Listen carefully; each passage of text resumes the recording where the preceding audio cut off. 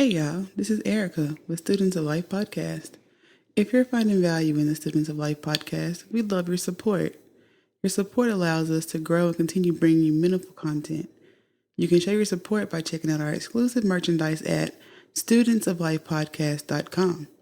Every purchase not only gives you something unique to wear, but also directly fuels the podcast growth. Prefer to donate? That's cool. Just hit the donate button on our homepage. Every bit of support helps us expand, reach more listeners, and dive even deeper into the topics that matter most to you.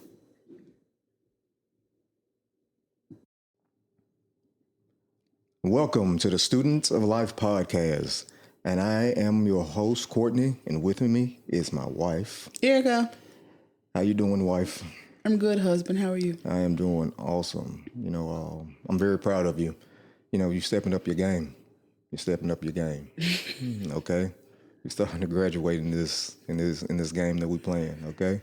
You're almost there. Almost where? To the next level in this podcast thing that we're working on, because you did the ad. I feel like, you did the ad. I feel like you're going to allude to me being a sidekick in some way. Well, you were a sidekick, but now you definitely like Barbara Gordon. Like Barbara Gordon, like Batgirl. Yeah, I know who Barbara Gordon is. Yeah. So is that not good? She's still a sidekick. No, but she was very pivotal in Batman's success sometimes. Yeah, she was. Oh, okay. Yeah, she was definitely pivotal, You know what? If that makes you happy, then I will be your Barbara Gordon. Yes, I like that. Does that give you joy? Yeah, it does. But you on your way though. You go graduate real soon, I promise you. And what's next? We go find out. we gonna find out. I promise you, we go get on top of that. Okay. Let me know when you find out. Yeah, you should be happy about that. If you're happy, I'm elated. Hey, if you like it, I love it. Your joy makes me excited. Yeah. So let's get ready to get into this episode. This episode is the end of Innocence, the journey of no return. And so in this episode, we'll be talking about how innocence is lost. So can you give us the definition or the explanation of what loss of innocence is, because it's not a real definition of it? Yes, I can do that. So it's generally thought to be a time or experience in a person's life where they become more aware of the pain, suffering, and evil in the world around them. A few of the causes of loss of innocence can be a death of some form associated with the time period, be it literal, sexual, or emotional. Yeah, and so what we need to, also understand with just the loss of innocence, it's a gradual process, and it happens over time. There's many different aspects of it. You can lose innocence gradually.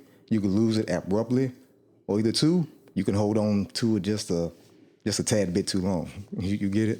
Yeah. Yeah, you can. Normally when we do these episodes, we can tell you, well, this is a little bit worse than that. But I don't think that any of these ways are worse than the other. They all have a drastic effect in some way. Yeah, they all have a drastic effect, but say, for instance, when you gradually lose it, that's just part of living. We always experience that one. But even when you can sometimes gradually, lose innocence, sometimes it can still be pretty harsh to deal with it. But it's still better. Yeah. To lose it gradually than all at once, because if you lose it all at once, it's very difficult to come back or return from that one. Well, when I think of losing it gradually, what I think about is just going from, each stage of life, from an infant to a toddler to an adolescent to a teen, and then finally a young adult, then someone, you become elderly, right? But I think the most pivotal part of that is from maybe that 5th to maybe like 10th grade, those years in kids' life. That's where they seem to kind of lose it rapidly, just through life experience, right? It's a gradual loss, but it's still like one of those, dang, that happened really fast. Yeah, but as you lose innocence, like in some of these instances, some things we gotta accept the fact that we just can't help. Yeah, absolutely. Yeah, sometimes you can't help what you're going to lose. Like death is a gradual process in a part of life. It is. You just, gradually, that kind of loss is just a part of it. You can't escape it. Right. That's the one that always follows you. Yeah, absolutely. Or gradual process, of, and when you're young, losing friends, coming and going. Yeah. To realize that everybody isn't your friend. Yeah. That one hurts. That one hurts. Yeah. I think every child has experienced them kind of hurt feelings, at least once, because you go from thinking, James and Tamika your best friends, then you find out, well, maybe not. Correct. And when that maybe not happens, it changes you a little bit. Makes you a little less trusting. Yeah, or parents divorcing. That's normal today. It is. At one point, it wasn't that normal, but today it's a normal thing. And that's just a gradual part of experiencing, life. Yeah. So, in losing innocence, do you think that there is a age where it should be gone? Or the majority of innocence need to be, pretty much out of your system? No, I don't. Come on, give it to me. Okay, so I believe that in some way we should all be able to hold on to some form of innocence, right? And I say that only because in being ignorant to some things, a lot of things in life, right, it allows us to keep hope. Correct. So, no. Just to be blunt with your answer, no. I don't think there's ever a time where we should lose all of our innocence. I don't care who you are or what age you are. Because we all need hope. Yeah, and we're going to always have hope. But when I look at that one, by the time you start getting like 18 and 21, I think a lot of innocence needs to be like, Like what kind of innocence? Gone, Like, What are you thinking? What I'm thinking is like your innocence and how you view the world. Very optimistic, and it's nothing. And there's nothing wrong with being optimistic. I want everybody to understand that, but that's not how the world works sometimes. Well, it sounds like what you're saying is by the time somebody is just say 21 to 25, you should not have rose-colored glasses on anymore. No, you shouldn't, because now it's detrimental.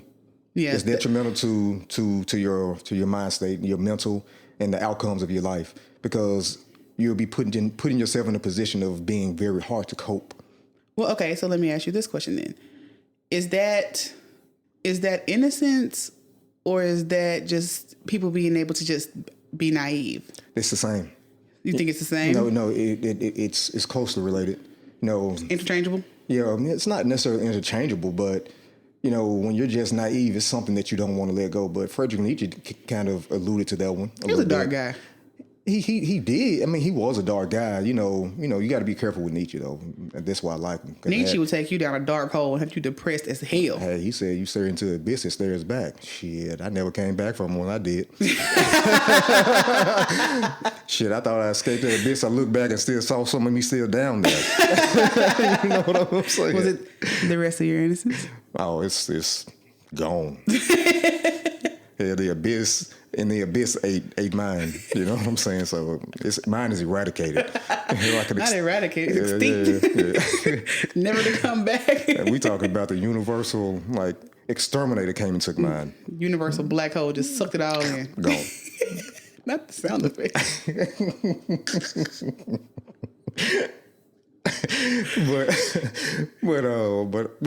but overall, I do believe you have to, around that age, have most of it out the way, because it'll be too easy to be manipulated.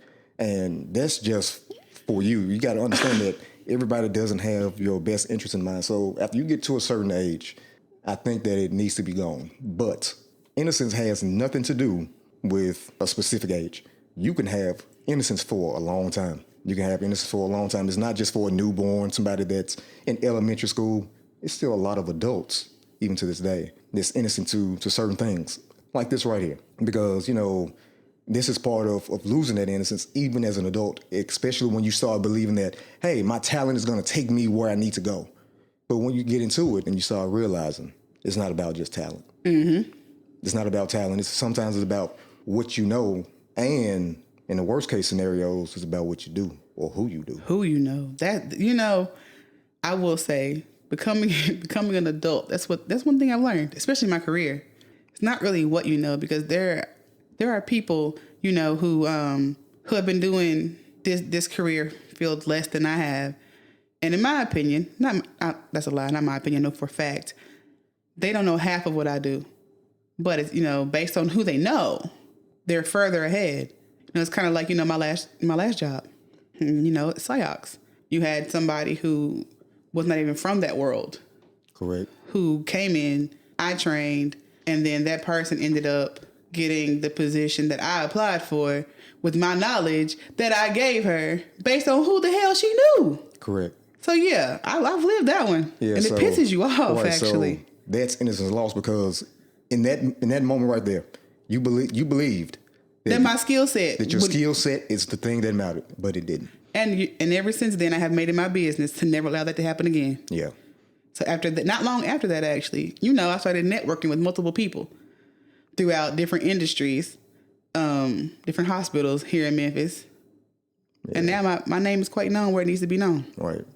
But that's a harsh reality that I believe that we hold on to it a little bit too long. We hold on to it too long, believing that your skill set is the thing that sets you free. But sometimes it's not. It doesn't matter. It doesn't matter. It doesn't matter. It don't matter. Mm-hmm. So I do have a question. Okay. And this is tied to kind of our last episode, which was fate. Mm-hmm. Do you think losing innocence is in one's control? You would ask me that, huh? I would. People heard my stance in the last episode. Yeah. But no, I don't. Let me say this, because this is a gray area where I can admit I do ride the line, right? I think depending on... Get them, cowgirl. Really? I do think the type of life that you choose to live, you take control of the type of innocence that you lose, right? Correct. Now, that being the case, as we said in the opening of the show, it's very likely that over time you're going to lose it anyway. So I feel like that's a little bit of a gray area, because as you adult, you grow up, you go from age to age, stage to stage. Yes, you leave some behind. You have to. Yeah, but the question is, do you think that free will, do you think that losing innocence is in one's is a choice? Do you think we have control over that? I think it's a gray area. Honestly, I do. I feel like there are times, where we give it up willingly to move from stage to stage in life. Okay, so are we predestined to lose our innocence? You're asking the same question. I'm just asking. I'm a lawyer. Are we predestined to lose our innocence? Yes, Your Honor. So we're supposed That's to... only a small part of fate, though. It is. It's a tiny part. But I was inquiring. Yes, Your Honor. I know, because I know those are trick questions, and those are very hard questions. You know why it's hard for you to answer?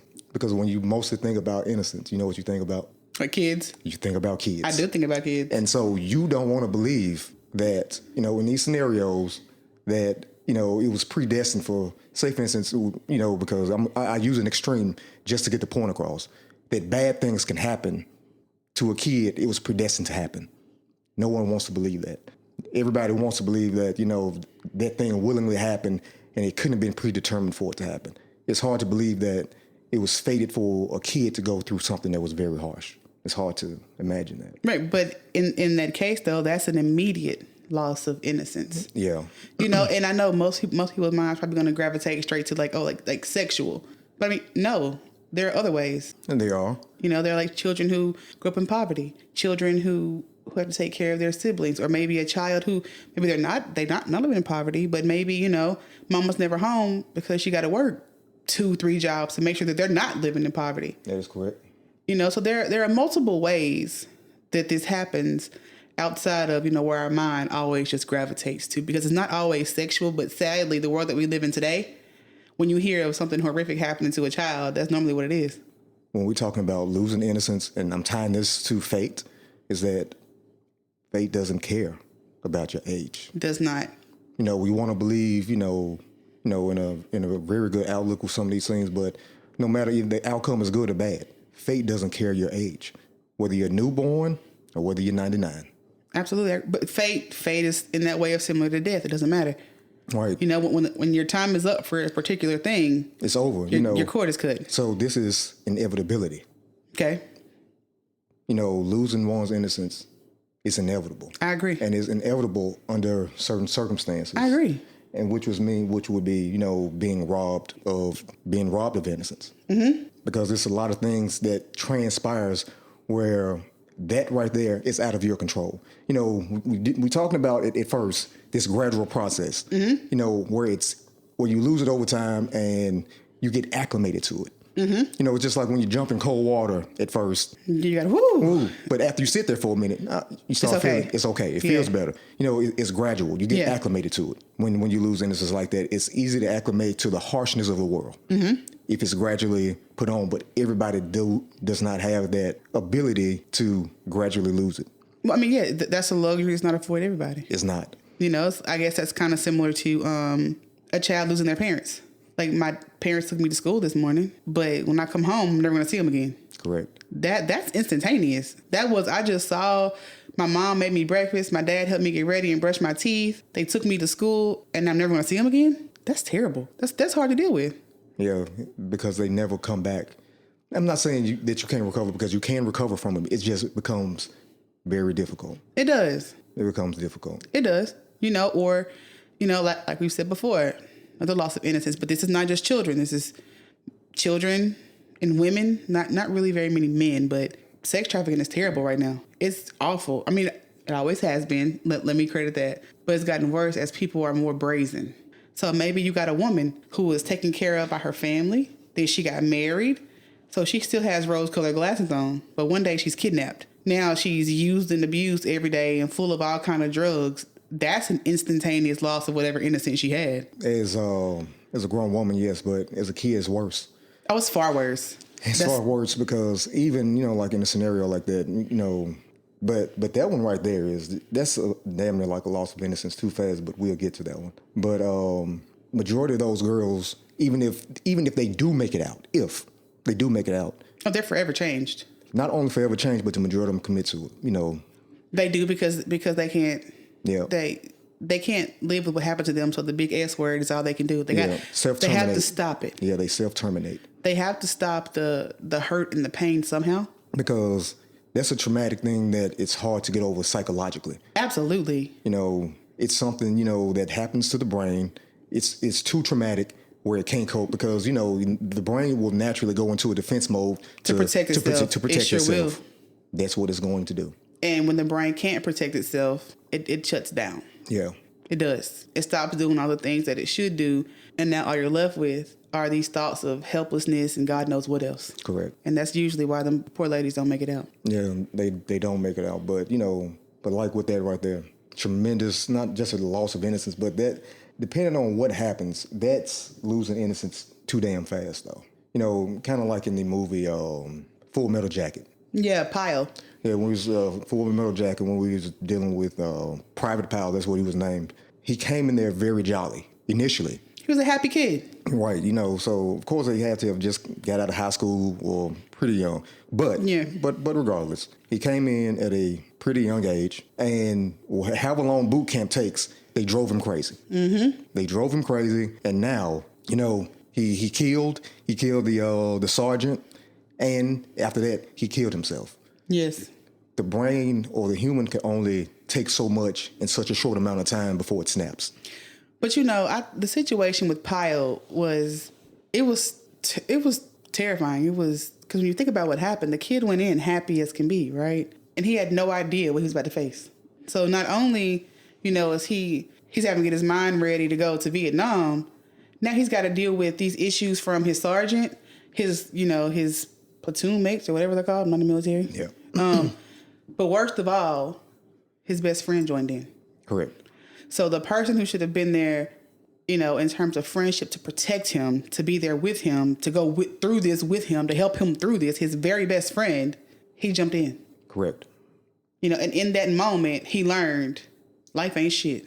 You can't even trust your best friend. Can't even trust your friends. The guy who was there to help him, he tied his shoes. Tied his shoes for him. He tied his shoes for him. He buttoned his shirt up for him. Mm-hmm. He was there for him. That was his guy. Helped him with his gun. But he joined in too, and that drove him crazy. It did, but you know, I'm pretty sure anyone who's been to the military can tell you there's a pretty quick loss of innocence there. Yeah, but it has to be. But he lost that It was both gradual and instantaneous. No, it was all instantaneous because it was verbal and it was physical. Well, that's what I'm saying, but it was over weeks. It didn't happen all in one day. No, but rapid loss of innocence also, doesn't always happen in just a day. Say for instance, 12 weeks, that's a pretty short amount of time. It is, what, 4 months? Right. So say for instance, you're going from being extremely happy to being verbally abused, then verbally abused, physically abused, and then publicly embarrassed. All at the same time. It's too much. I agree with that. It's too much. I agree with that. But there was no coming back for him from that. There wasn't. But that is like, we've digested a lot of media over our lifetime. So a lot of things, even when we was younger, was dealing with this loss of innocence and rapid at that. Like two fairy tales. Of course, one of my favorites still is Hansel and Gretel. Hansel and Gretel. You know what I'm saying? Yeah. Going into the woods and they are putting the breadcrumbs down, and they turn around, to guide them back home, but they look down and the birds have eaten the breadcrumbs. The birds were eating breadcrumbs. Then they ran into the witch. Then the witch, an adult who they thought would keep them safe, who was going to keep them safe, right? Yeah, fed them, but she wanted to eat them. Yeah. Okay. Yeah. Wanted to eat them, but to survive, they had to do the unthinkable. As a kid, they had to cook her ass. They had to cook that ass. They had to kill her. They did. And then they left the home, but you know what they didn't need no more? They didn't need breadcrumbs to get back home. They didn't. That was a sign in there to say, you know what? We crossed over. We crossed over. We are not the children that came to these woods. We are not the children that came into the woods now. And so now they took their time getting home.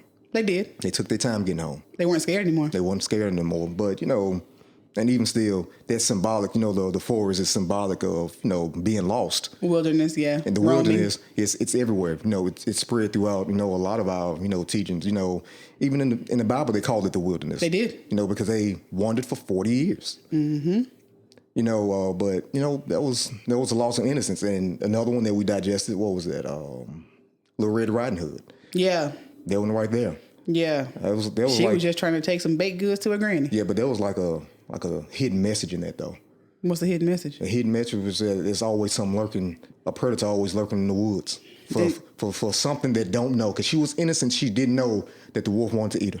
No, she was skipping along, minding her own business. Minding her business. Going to her granny's house. But that's reality though. It is.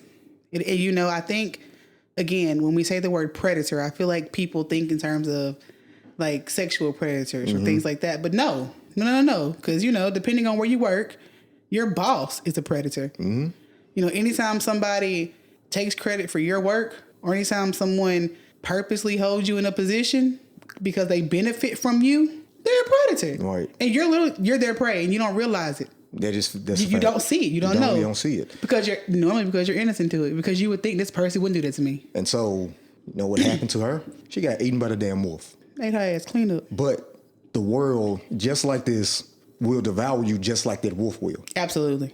And so the point is this, is that the world is looking for innocence so it can always prey on you. Yes. And that's why you have to get away from it when possible. But I'm pretty sure once you were saved, once you come out of the depths of the darkness, you come out differently than you went in. But for her, she was literally cut out. So she was cut back into the world. Correct. But it was very symbolic. It was. Now, it's a transition. And so we need to understand that this loss of innocence, this is a metamorphosis. It's like when a caterpillar becomes a butterfly, the butterfly can never go back to be a caterpillar ever again. Correct. And it's one of those, I think, when I think of Little Red Riding Hood, I always think of kill or be killed, eat or be eaten. Right. Because that's really what it comes down to. Yeah. Especially as an adult. And so what in both of those fairy tales, because we learn about those very early on in our life, there was a very abrupt, especially if you put it in a real life scenario, if you try to, make sense of it in that way, there was an abrupt,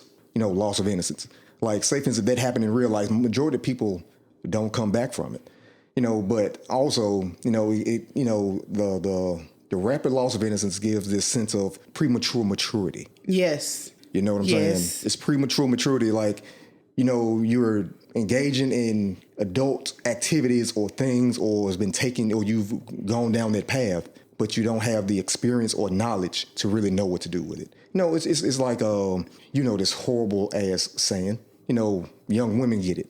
Oh my God, no, that pisses me off. You know, as long as you have a vagina Between your legs, you should never be broke. I hate that. I hate that. You know what I'm saying? Yes, because not only are you taking their innocence, you're also helping them give a part of their self-worth. Right. And that's terrible. And so with that, it's rapid because, you know, and it's not only is it just rapid, but it's premature because now if you do it long enough, now she has the idea of this is what it means to be a woman. Yes. Yes. And that shit is troubling. Or not even just that, but I can use this to get my way. Or young men who go to the streets too soon, but directed by older men. Yes. Older men who have been in and out of jail their whole life, who now have kids who they know won't get the same harsh time that they would. Why do you think they, say for instance, like with young boys, why do you think that they go after them? They're easy. Okay. They're easy targets because, again, they're innocent. You know, think about it.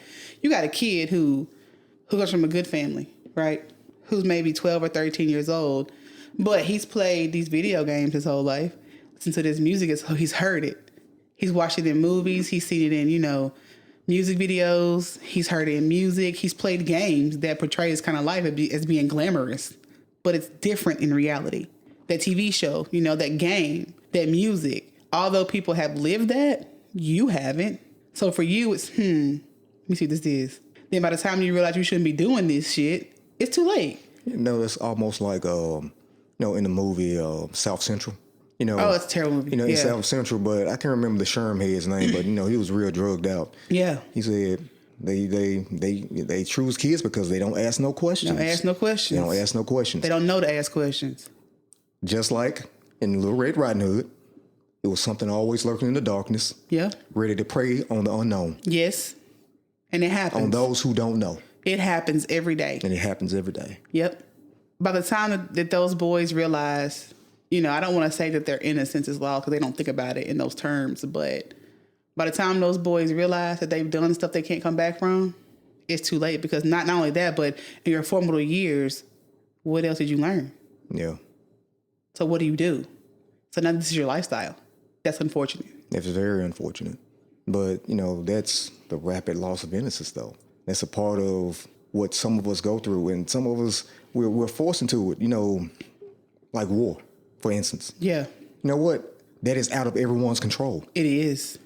But we got to deal with it. Okay, like this right here. I give this one right here. We use World War II. Okay. Like with World War II, they dropped those bombs on Nagasaki and Hiroshima. Yeah. I want everybody to think about this from the perspective of a kid then, and the possibility of how long you think it took for them to actually overcome this. They dropped the bombs. A lot of people died. Yes. A lot of people died, and bodies were literally floating in the rivers. Yes. Floating in the rivers. But this was the one that got me. When the bombs dropped, it heated the atoms in the air to close to 1 million degrees. Close to 1 million degrees. When the smoke cleared, bodies was laying down. They went to go and try to pick them up, but it turned to ash right in their hand. Oh, that's terrible. This was what kids were doing. Some adults too, but can you imagine being a kid and that's what you see? No, I couldn't even imagine being a kid and walking up to find my parents or my siblings and they're all ash. I think this is you. This looks like you. And I touch but you. When I touch you and you just crumble in my hands. Crumble in my hands. You know, it's kind of like when Thanos snapped his fingers. Man, that's some shit you don't come back from. Nah, you can't unsee that. Or like the book A Long Way Gone by Ishmael Bear. That's sad. He was a child soldier. Mm-hmm. That's a rapid loss of innocence because he was forced into, you know, civil war. You know, he didn't have a choice. Like he literally had zero choice. No, none of them did. None of them had a damn choice though. So he had to see his family members get killed. He left home one day and never saw his family ever again. Never saw his mother. Never saw his father. No more. Yeah. He was literally on the run from getting killed by the rebels. Mm-hmm. And to even survive, he was in the trees. He was jumping in the trees, getting chased by hogs, and they trying to get up the tree to get him. Or by puma? Yeah. Oh Lord. You know, or he's trying to hide from the lions because he had to hide in the jungle because he was trying to not get captured by the rebels. That's scary. Just thinking about the fact that, you know, lions and cheetahs and shit can climb trees. Yeah. And the tree's supposed to be your refuge. And that's what he had. So now the poor child was scared of what was in the darkness, and the rebels chasing him. And he still got caught. He became a rebel, and he had to become a killer too. He didn't have a choice. He didn't have a choice. He had to survive. It was like he a game. Didn't want to die. It was like a game, to him. But eventually he overcame that situation. But man, so the point is that sometimes you don't have a choice based on the life that you live. Like with him, he didn't have a choice but to lose innocence real fast because it was survival. He did not have a choice. The book is worth picking up. Please pick it up and read it and get a understanding of the life what kids go through sometimes, because it really struck me, the experiences of what he went through and what he didn't have a choice to go through and what those kids are going through over there all the time.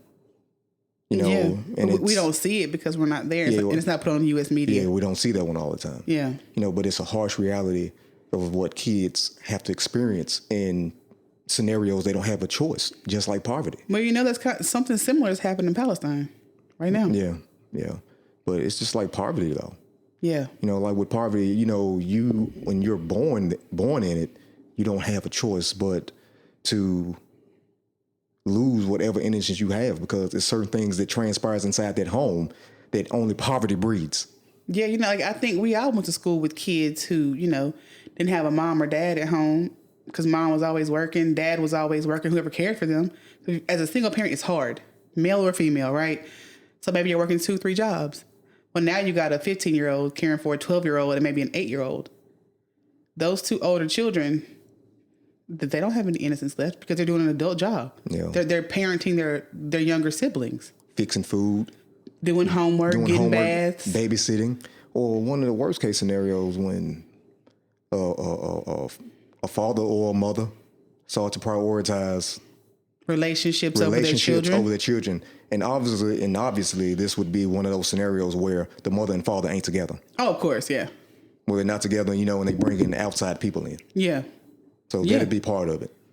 And that's a harsh reality, because now kids begin to look invisible. You get lost. Well, it's not just a look. They literally become invisible. You become invisible. Because you have a parent prioritizing themselves over their children and not even realizing what's happening to these kids. Yeah, and that's a harsh one. A hard one to deal with or even fathom. It is, because they have so many faces, right? Because you think about it. Like we were just talking not long ago about how we've just recently realized that all these kids out here committing these crimes and doing these things, they're not bad kids. They're making bad decisions because they're unsupervised. That's the thing, right? There's no one at home telling them, hey, you bet not. I wish you would. So, and then also, maybe again, parents are always busy. There's no grandmother, no aunts, no uncles to step in to help them. So you got these kids out here who, while most of them honestly live in poverty, they want out. They want out. There's no one there showing them how to do it. So what do? It goes right back to those men you were saying who prey on little boys. They see that there are no parents at home to care for these, for these little boys or these children. Because even girls are doing it now. There's nobody at home. But you know what I want? These new Jordans. You know what I want? I want these new Balenciaga tennis shoes. I want what I see other folks do, wear, have. I want to go where other folks go. I want to experience life like this. Then you got some grown man tell them, all right, kid, let me help you. Let me show you how to do it. And that's what happens. It does. And it's hard to, it's definitely hard to come back from that. It is. It's rough. And, it's hard to think about, because you're sitting back and, your first mind is, what's these kids' fault? But is it? And that's a hard one, from a perspective of a kid, because throughout our life, we've kind of witnessed this before. Yeah. Where the parent blames the kid for being there. Yeah, but where were you to show and guide them? Right, like it's their fault that they were born and put here just to be mistreated. Yeah, or neglected, forgotten about, or invisible. Mm-hmm. Man, those are moments that shape you for the rest of your life. They do. And they do. When we talk about, this transformation, this metamorphosis, we're talking about being transformed into something that's not good sometimes. Yeah. Because now, depending on how severe this is, it takes a lot of work to recover from it. If you can. But the messed up part about it is a lot of us never recover from it. We don't, and a kid, who uses juvenile detention as a revolving door tends to continue the same thing at 201 or the penal farm. It doesn't stop. Once that's all you know, that's all you know. It's the same as children who are taught, you go to school, you work hard, you be a great student. Well, these kids aren't given that. No, they're not. And because they're given the exact opposite, actually. And in doing that, they become what you just said. It's what happens. And it's unfortunate and it's sad. But they never had a chance to even have innocence, usually.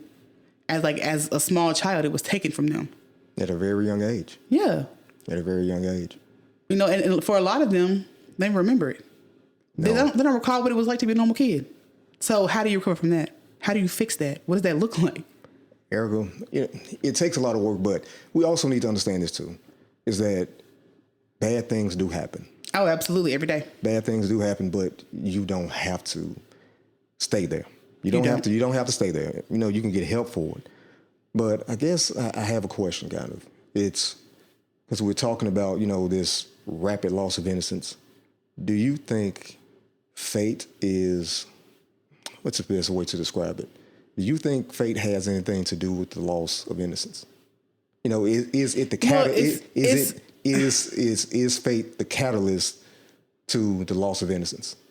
I don't think so. I think, like I said, it's situational, right? I think it depends on the situation. Mm-hmm. I genuinely do. I feel like that's a gray area, and it's one of those that I wish I could give you a better answer for. But honestly, I just think that it falls. It's not black. It's not white. It falls in just that nasty, murky water. It's kind of one of them things you put your hand into the water and pull it out and hope for the best. Yeah. Do you have any moments where, you felt like, or that you remember when you lost your innocence? Yeah. Like a moment, nothing severe, but just something. Yeah, I do actually. I was an older teenager. Actually, older teenager, early adult. But I had two really close friends. Really, really close friends. I would have done anything for them. Did do anything for them. And one day I found out that these two friends, because I left the neighborhood we grew up in, I chose a career and I started in it very early. Right? I knew kind of what I wanted to do. So I wasn't always with them anymore. So those two got together. So then it became, so what's Erica doing? Talk to Erica. So no, they haven't. I was going to school and I was working, right? So no, I didn't talk to them like that. On the weekends I showed up, but during the week they didn't have jobs. They just hung out. So I remember it became, well, let's bash Erica, and it became one of them lying on me to the other one. And then in my mind it's like, y'all doing all this. Like, I've been there for baby showers. I've helped taking care of kids. I've showed up for funerals. I've picked up, taken to work, brought back home. You know what I mean? Right. Like, bought clothes for you as an adult because you need help. But neither one of them thought to even ask me if I ever said any of that. So in that moment, I kind of learned that friends aren't always friends. And for me, that was hard because, I was somebody, I valued my friends very, very heavily. And you held them real close. And I did. You treated friends like family. I did. That's what you did. And so that's also a good point right here, too, is that a loss of innocence also comes from betrayal. Oh, betrayal is probably one of the greatest.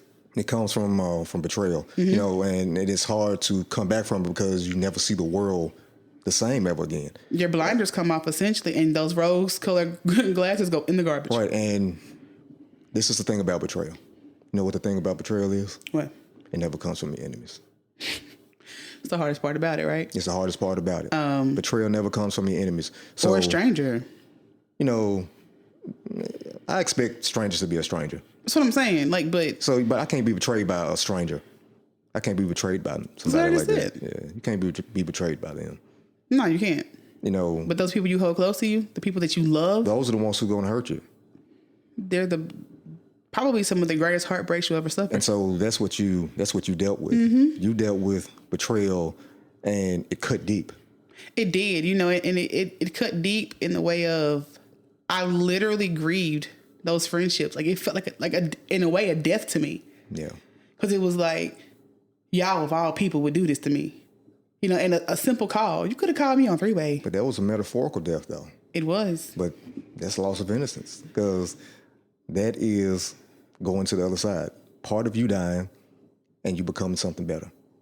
Not physically. We'll say something different. I don't know about better, but we'll say different. Yeah, but it became something different. Yeah. No, but you know what? I ain't gonna just say different. I'm going to say better. I'm gonna stick with better. The reason I'm gonna stick with better because now you see the world for what it is. Yeah. Even though it hurt. But that's hurt I had to go through, though, right? Right. You had to go through that to grow. That's part of the process. Mm-hmm. You know, it was gradual. It didn't happen all at once, but it was very surprising. Happen. For me, it was a gradual, but they made me their enemy way before I even knew about it. Right. But at the same time, it just goes into it, is that you became something better because you had to go through that to understand the way the world works. The shit part about this sometimes is this right here.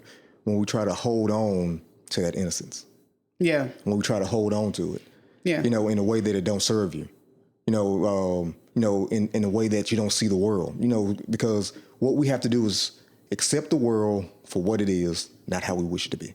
I agree with that. And some things that you have to be a realist. We have to be what we need to be, but see the world for what it is at least. Mm-hmm. You can be positive, if you want to.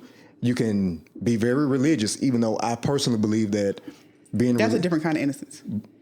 But it still plays into, just being overly innocent, sometimes. Yes. It plays into it, because sometimes our belief can get us trapped in some of these situations and some of these scenarios sometimes because we look at the world from a very naive perspective. And so what we have to do is, say, for instance, we can't stay and be so devout in what we do sometimes. We can't be so devout to the point to where it's detrimental to our well-being. Because some of these instances, like with too much innocence, sometimes parents have an issue with too much innocence in the sense of they try to protect their kid from everything. They try to protect them from the harshness of the world. So when you try to hold on to this innocence a little bit too long, mm-hmm. it becomes detrimental because now you not only are you Little Red Riding Hood, but you stand there forever. Even after bad things happen. Even after reality hits you in the face, you still can't accept it. So holding on to innocence for too long is not good on the out, for your personal well-being and the outcome of you and your life, because now your life is void of growth. Absolutely. You're stuck. Now you're stuck forever. I don't agree with adults having childlike wonder. I don't. No, but you can't. You can't. It doesn't work. But you and I, Courtney, we run across people where we've been like, what fucking world do you live on? Like, where are you getting these ideas from where where the grass is always greener on every side? But, it kind of falls back, into what you said. They've held on to innocence for far too long. Yeah, and you can't. But people just say, when I say religion, I'm not talking about a specific religion. I'm talking about as a whole. Yeah, because everyone is similar in that way. It's similar in that way. Yeah. It wants to keep you with the blinders on. Yeah. With covered toppings on your eyes. Mm-hmm. That's what it does. So you don't question the world. Yeah. And that becomes my issue is, especially when I was younger, is that exactly how this played out. When you were young, they always told you, don't question God. Baby, we don't know why that happened, but we don't question God. But why can't we? And so my innocence, right. So my innocence was gone in the sense of I couldn't help but to question it, because the older that I got, I ended up realizing if I can't ask this question, what other questions would I not ask to? Correct. And that's the one that struck me the most as an adult. It's like, if I can't ask this question, if I can't ask this one, then what other question will I not ask to? Whatever the questions that I don't ask, I will, for one, will never get the answers. Mm-hmm. And then two, I'll be stunned too. You'll be stunned and you'll be naive for the rest of your life. For the rest of my life. Yep. Or afraid. Afraid to ask questions. Yep. And that's not a good place to be in. No, not at all. If you think about it, it's actually scary because that wolf looks for people like that. Mm-hmm. It does. Or, to think about this one, right? I think this is the one people don't think about. The older people, right? When you think about religion, people who have been like devout their whole life, right? And they get to the end Well, them never being able to formulate proper questions or, to think proper independent thoughts. That's why you have so many old people who get caught up with scammers. Those predators find them. Right. It happens every single day. You see it on the news all the time. This grandma got took for $100,000. This grandfather got took for $30,000. But it circles back to, I've always been such a good person. I've been in church my whole life, and I just don't understand why somebody would do this to me. But we need to understand that religion has nothing to do with the harshness of the world. It does not. It don't have nothing to do with it. You can believe what you believe all day, but it'll still come after you. It will. Because the predators are still out there. Because it's still out there. They're lurking, looking for people just like you. That's reality. Yeah. And so what we can't do is choose to stay there. Yeah. You can believe what you believe, but don't choose to stay innocent. And what I mean by innocent in this sense is ignorant. Yeah. By not questioning. Yeah, by not questioning. Don't stay there. Yeah. This is detrimental to the outcome of your life and possibly people that you know too. Because if you teach them to be naive or innocent too, then it's just going to keep on going on and no one learns. No one grows. No one grows. No one becomes better. Nope, they don't. So that kind of innocence, breeds victims. It does. That breeds victims. I've thought about that a few times before, but I've never said it out loud. Yeah. But it does. And not just that, but it's breeding generation of victims. Yeah. Because now you're teaching your children the same thing that you were always taught. And it begins, like you said earlier, as children, you ask, why did God let such and such die? Well, baby, we don't question God. That's just God's word. So when you're a little kid, if your family is, and I mean, like, when I say super religious, I mean, like, church is all they do kind of religious, right? Yeah. Every time the doors are open, the kids got to be there. Well, they're learning not to question, and they're learning to believe whatever they're taught. They take that with them, become adults, marry someone of similar faith, belief, some background. Then you have children. Well, now there's 2 generations right there. They have no idea how to question anything. And that's one of our biggest problems here today is our inability to question. And so this is what we do here with Student of Life. The whole purpose of us doing this is just think about this a little bit differently. Yes. Raise the questions. It's okay to question. It's okay to question. Don't feel guilty about it. I'm telling you that because I know I went through, it's not even a transition, but it was this conflict in myself to question or not to question. Mm-hmm. It was a question or not to question. But that came with me, losing my innocence though. In what way? Well, after these couple of incidents, 2 incidents happened, it shaped the way I saw the world. And that's when I began to question. What incidents were those? Well, the first one, that one was in pre-K. That one was in pre-K. And Erica, you know this because I told you. Mm-hmm. I was a dumbass kid. You say it every time you say how smart our son is. Yeah. I mean, really. I mean, he's a genius compared to me. I mean, he looked like Einstein compared to me. To be fair, I don't know too many 3-year-olds that can read, so he can make me look dumb too. Yeah, well, I was a dumbass 4 or 5-year-old. I was like 5 years old, Erica, and in that moment, when I was looking at that board and I saw these shapes with these colors, and I didn't know none of that when I was in pre-K. But you need to understand, this was like a little private school, Catholic school, pre-K. This is what this was. And I had 2 teachers, and it was the most embarrassing thing ever to not know. And then for the teachers to hit you with yardsticks, hit me with yardsticks. I thought that was only in movies. No, they hit me with yardsticks because I didn't know. Or at one point, they embarrassed me in front of the class. I'm doing the numbers and they start talking in the midst of me doing those numbers and say, hey, let's go ahead and sit down. You don't know this stuff, no way. You say, you don't know it, no way. That's hard. And so one day, they over, my shoulder talking about my mother. They didn't know my mama, but both of those women were talking about my mother. And yes, there were 2 black women talking about my mother. And so one day, had to been maybe the next day or sometime that week, brought me, she walked me into school dropped me off, and I looked at her, then I looked at the teachers. I ran the hell out that door. I ran down the hall through 2 double doors. Ran and I jumped inside the car and I locked the door. And my sister was in the front seat. She was in the front seat and mama came out and said, "Hey, Courtney, open this door, baby. Open this door." I'm like, "No, I ain't open this door, mama." I was like, I ain't going back in there. I ain't going back in there. And so my sister betrayed me. This was the first act of betrayal in my life. See, it always comes from somebody that you love. Betrayal. Pre-K, 5-year-old betrayal. Yep, Okay. Yep, that's where it came from. Betrayal always comes from those that you love. And so we went back in, and that one right there, that one stuck with me for a long time because I didn't overcome that learning thing. I didn't get good in school until like damn near 4th grade.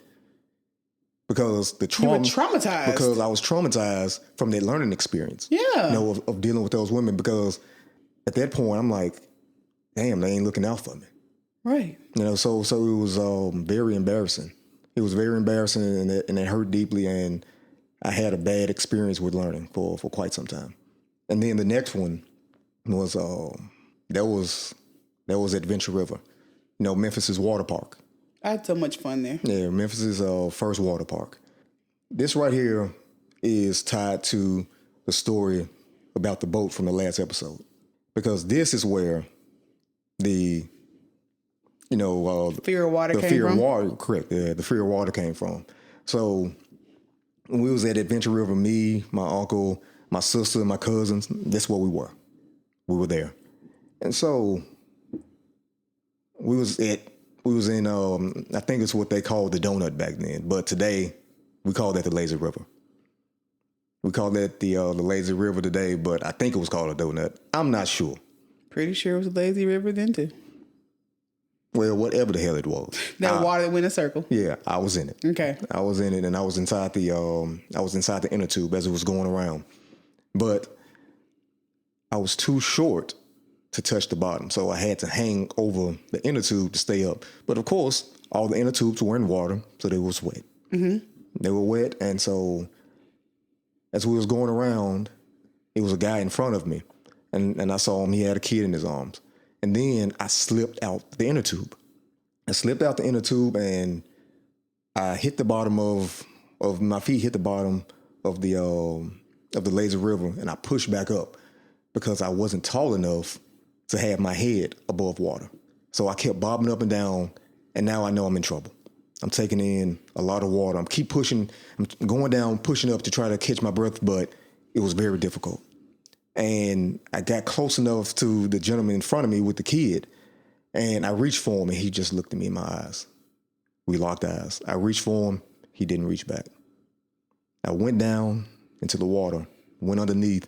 I had my eyes open, so his face was distorted, because I'm looking at him through the water. Mm-hmm. Then I pushed back up. And when I pushed back up, we locked eyes, and I went back down. He looked at me again. I pushed back up, and he never reached. Every time I came up, about 4 or 5 times, we locked eyes, and he never reached. And then my uncle came from behind. I don't know where the hell he came from, but I'm glad he came because I took down a lot of water. He grabbed me from behind, and he put me in that inner tube that day. So the point of this right here, the innocence was lost in 2 instances, because there was a white guy, and those people were, and then the teachers were black. They didn't give a damn about me equally. Mm-hmm. No, they didn't care about my life. They care about your outcome at all. The outcome of my life at all. One literally didn't give a damn if I died, and the other one didn't care how well I ever did in life. Mm-hmm. If you want to be that extreme about it. They wrote you off in pre-K. Yeah, they wrote me off. Mm-hmm. They wrote me off. And so that right there began my journey of realizing that, one, I never thought nobody was going to ever come to save me. Ever. That's when it began. It ended 2 years later, but that's when it began. And then that's when my ability to question everything that's going on came into play too. Because I didn't understand if these people were supposed, adults supposed to be authority and here to look after you and help you, why wouldn't they? That's hard. That's a hard realization for a child.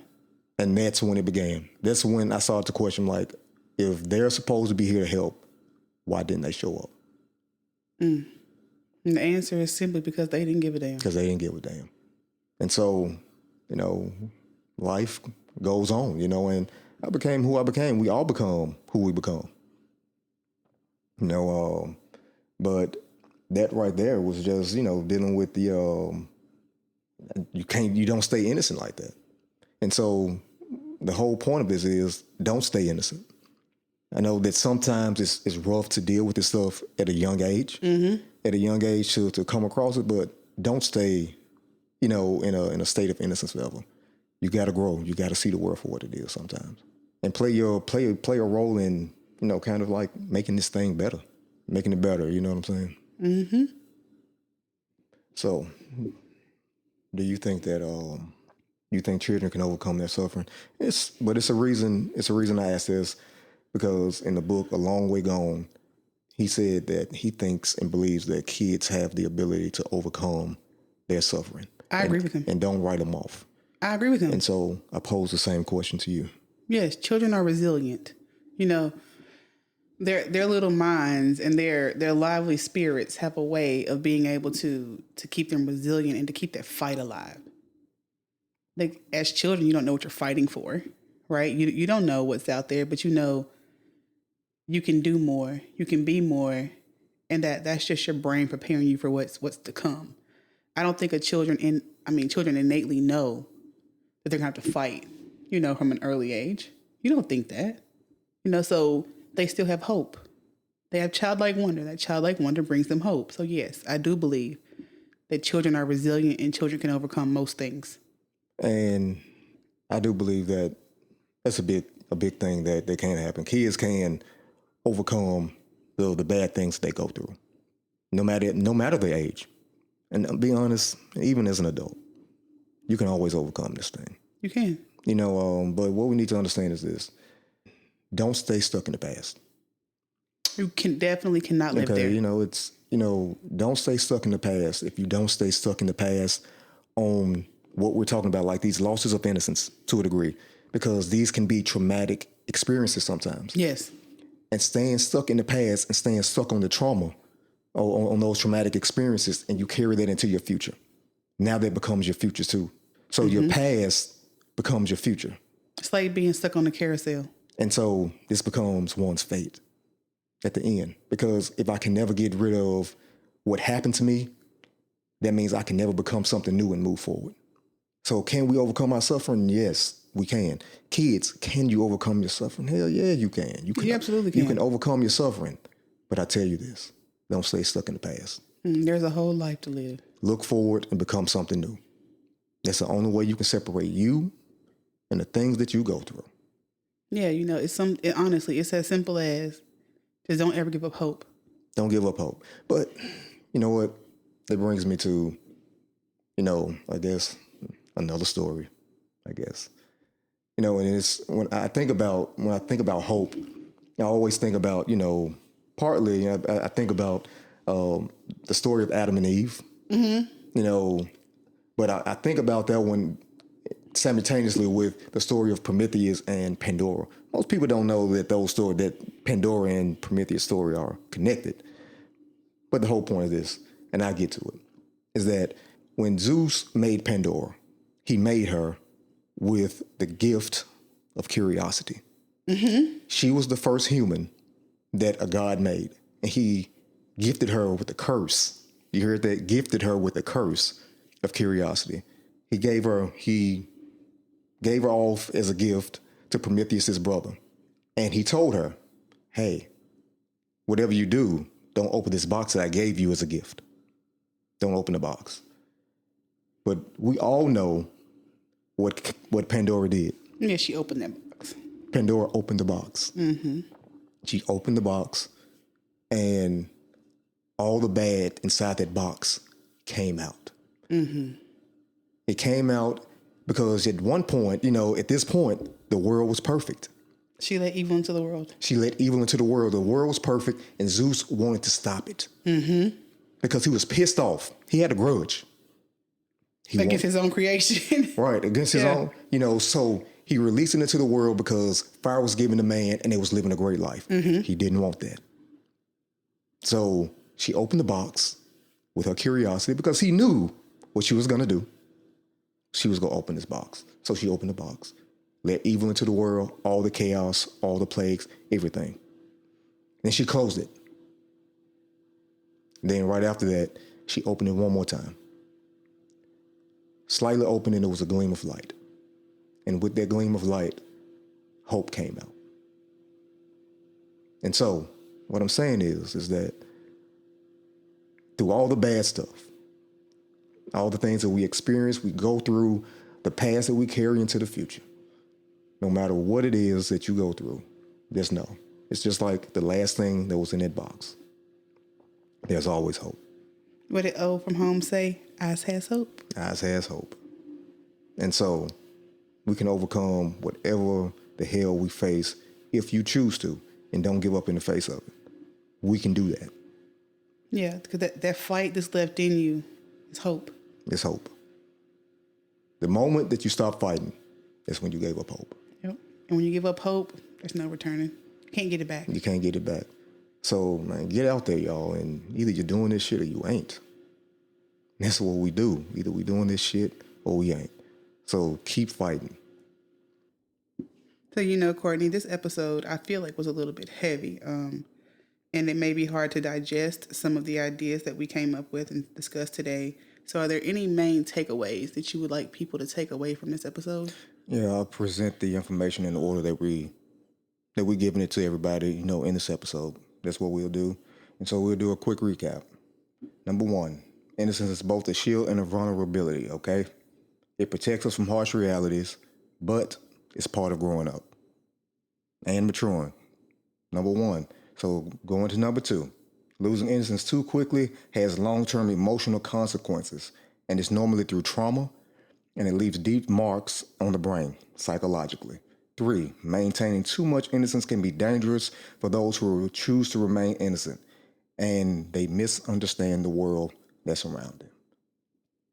Lastly, healing is possible, even when innocence is lost. All it takes is resilience and growth, and you will be able to make it through. Yeah. So, you guys, I want to leave you with a quick question, just something for you to ponder over. Were we destined to lose our innocence at a specific time, or did our choices along the way lead us there? Okay. Well, thank you everybody for listening. And please go to the studentslifepodcast.com and please share your thoughts with that question. We would love to hear it. You can also find us on Facebook. You can. And please, if you found any type of value in this episode, share it. It'll be greatly beneficial to the show. And thank you. This has been the Students of Life Podcast. Live and learn. Life is a lesson.